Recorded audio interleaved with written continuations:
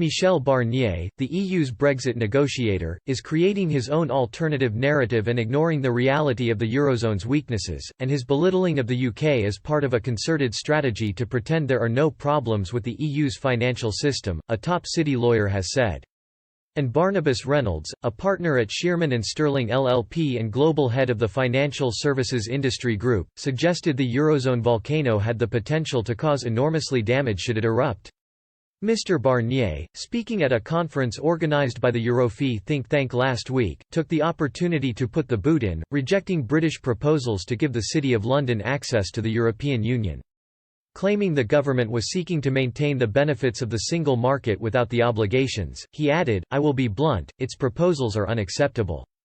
There is no way member states or the European Parliament would accept this." However, Mr. Reynolds was unfazed what he has previous referred to as Mr. Barnier's saber-rattling. Specifically, he suggested the EU's belittling of the UK's financial sector conveniently ignored glaring problems with the Eurozone itself. He told Express, "The EU have created their alternative narrative, which ignores the reality. The most compelling way to completely ignore something is to assume it isn't there at all. Their narrative is that the UK is a smaller trading area compared to the EU, so needs to accept whatever the EU determines.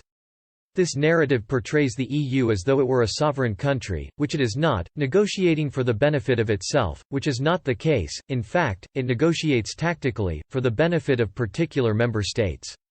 The entire narrative was wrong because the UK had the ability to trade with the rest of the world, and the size of the bloc did not necessarily translate into superior negotiating leverage, let alone an ability to trample on sovereignty," Mr. Reynolds explained. He said, "Indeed, at issue for the UK is its sovereignty, which is non-negotiable.